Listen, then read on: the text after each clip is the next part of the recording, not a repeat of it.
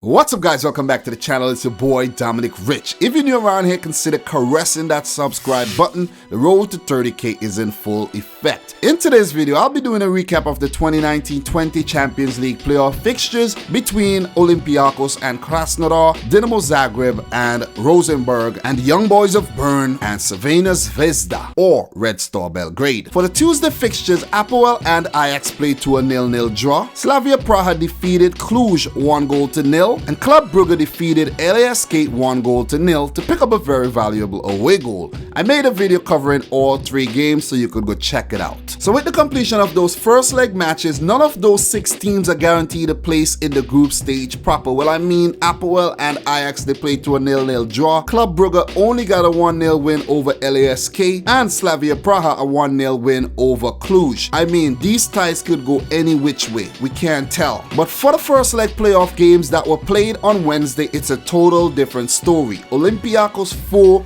Krasnodar 0. I'm telling you, they were blown out the park, and Olympiacos basically has 1 foot into the Champions League group stage proper. Well, I mean, if they blow that lead, that will be devastating, man. That would be like, how could that even happen? They would need to lose 4-0, go to extra time penalties and lose, or lose 5-0. I don't think that's gonna happen. Dinamo Zagreb's 2-0 win over Rosenborg. They are also not guaranteed a spot in the group phase, but they also have 1 foot in. Red Star Belgrade picking up 2 very crucial away goals on the road to young boys going back home to their stadium. I think they do have the advantage. It's all in their hands now if they want to screw things up. But anyways, let's talk briefly about all 3 fixtures. First fixture I want to discuss is the game I actually saw, the one between Olympiacos and Krasnodar. Krasnodar, man, I don't know what to say, but losing 4-0 on the road, you are all but out. You are all but Europa League bound. To qualify for the playoffs, Olympiacos defeated Istanbul Basaksehir 3-0 on aggregate, while for Krasnodar, their tie against Porto ended 3-3 on aggregate, and Krasnodar qualified on the away goal rule. And I know the Krasnodar fans may have thought if we could smash Porto, we could definitely beat Olympiacos.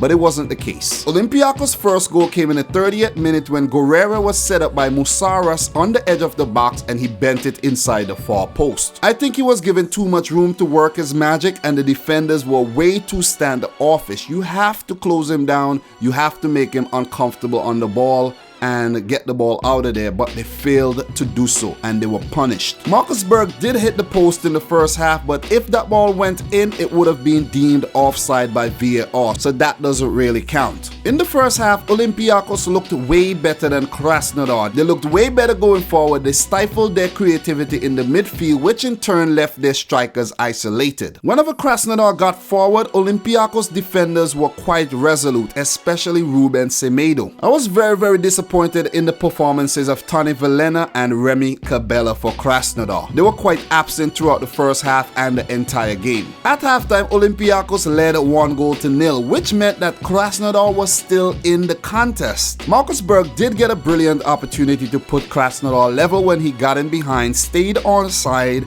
and he put the ball wide, like Marcus Berg doing what Marcus Berg does best: not score. I was quite surprised when I found out that Marcus Berg was playing for Krasnodar. He is a journeyman, so for Sweden, he is quite frustrating to watch. Better at club level, but I don't know, he was not good on the day. With Olympiacos in the lead, they never stop seeking that second goal because there is a second leg after all, and if you win the first leg 1-0, your place in the Champions League group stage isn't guaranteed. The game slipped away from Krasnodar in the 76th minute when Masuras was subbed off for the young 22-year-old Serbian uncapped player Lazar Randilovic, making only his 4th appearance for Olympiacos. Randilovic made his presence felt immediately when he got on the end of a through ball by Valbuena and put it past the goalkeeper. That was a brilliant entrance to the game. I think that was his first touch. He celebrated like a madman as well, and he had all right to do so. That was his debut goal for Olympiacos. In the 85th minute, Daniel Podence teed up Randilovic once again, who was begging for the ball on the edge of the box. his brilliant shot crept through a crowd of defenders and blindsided the keeper to make it 2 goals in 7 for the young Serb and 3 goals to 0 for Olympiacos. In the 89th minute, Daniel Podence put the final nail in Krasnodar's coffin when he was beautifully set up by Buchalakis and he chipped the goalkeeper to put Krasnodar out of their misery. Krasnodar, who were playing like they used up all their juice during that Porto tie, is all but out of the Champions League. All but out. They could begin preparing for the Europa League. Definitely, because I don't think there's any coming back from this. Because this Olympiacos outfit looks really, really good. I mean, they looked good. I don't know how I predicted them not to make it to the playoffs, but I changed that and I said that Olympiacos will beat Krasnodar and qualify for the Champions League group stage. And the fact that the transfer window is still open, they may do some more business to help strengthen their team. So well played Olympiacos, hard luck to Krasnodar. The second leg is next Tuesday. I'm looking forward for that game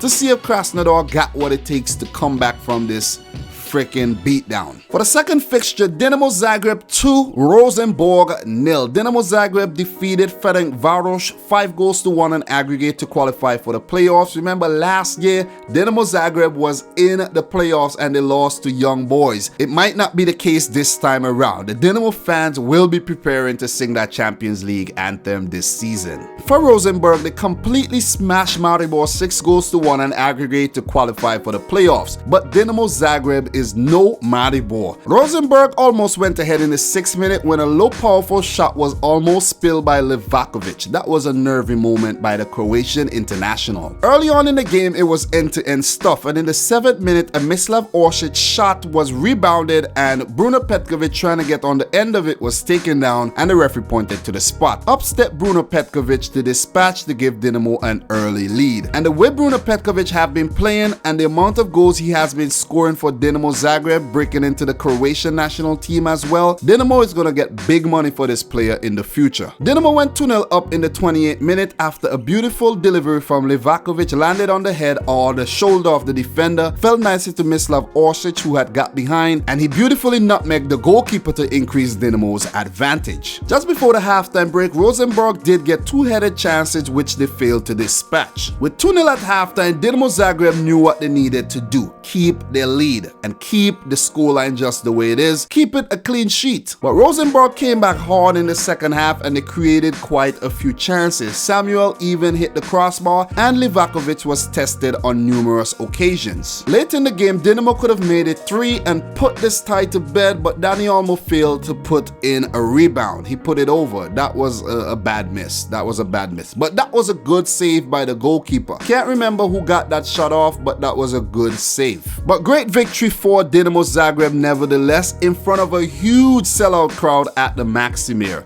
If you were at the Maximir and you're watching this right now, just let me know in the comment section down below. I actually used to have people sending me videos on Instagram from them being at the matches at the Maximir. I really appreciated that, man, but I haven't been getting those videos as of late. I think my buzz in Croatia kind of died down. For the third fixture, Young Boys of Bern 2, Crvena Zvezda 2, or you could say Red Star Belgrade if you don't know what I'm talking about. For Young Boys, they entered at the playoff round, and for Crvena Zvezda, their tie between themselves and Copenhagen ended 2-2 at aggregate, and Red Star won the penalty shootout 7-6. They're always trying to make things difficult for themselves, right? They did so last year, and they're gonna do so once again this time around. 2-2. 2 very crucial away goals, I must say that. But come on, you have to stop conceding so many goals, Red Star. Remember last season, Red Star came to the playoffs and qualified to the Champions League when they defeated Red Bull Salzburg on the away goal rule. It seems like they're about to do something similar again. They were joined in Group C of the Champions League, the group of death with Liverpool, PSG and Napoli. If they do qualify, they will be hoping for a kinder group. One of the biggest disappointments of this game was the fact that Milan Pavkov was not even in the squad. Where is Milan Pavkov? If you guys know what's going on with Pavkov, let me know in the comment section down below. Remember, he was the man who scored those wonder goals against Liverpool last season when they defeated them in the group stage. That was awesome though. Pavkov is my hero as well. One of my heroes. That's why I put him on the thumbnail and he didn't show up.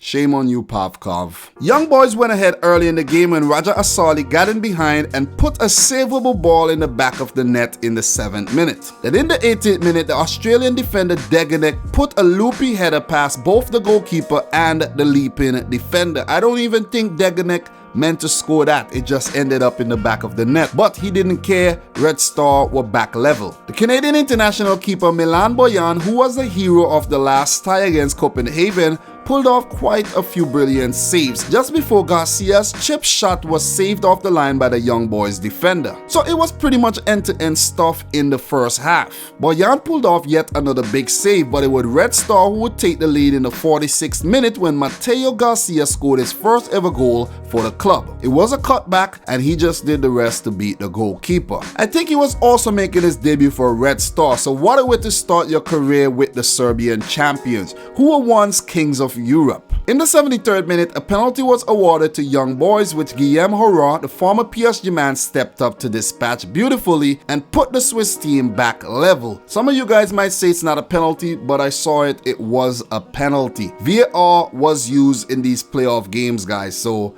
come on, let's be real here. Young Boys almost made it 3, but a header was saved off the line by the Red Star player. That was very, very close. It was a very, very excited game, end-to-end stuff. Both teams created numerous amount of chances, but Boyan was brilliant on the day for Red Star. He kept them in the tie, and I think ultimately his goalkeeping may just take them all the way to the Champions League. The game ended in a 2-2 draw, but it would be Red Star walking away from this fixture the happier of the two teams. Two very, very crucial away goals. Remember, guys, if you score 2 away goals and you go back home and the match draws 1-1, you win the tie. So very, very good stuff by Red Star. So guys, right about now, out of the 6 ties, only 2 of the ties were one-sided. The 4-0 victory by Olympiacos over Krasnodar and Dinamo's 2-0 win over Rosenborg. But that 2-0 win does not guarantee you a spot in the Champions League, Dinamo. You have to go and score that away goal. But for Olympiacos, I think they are in.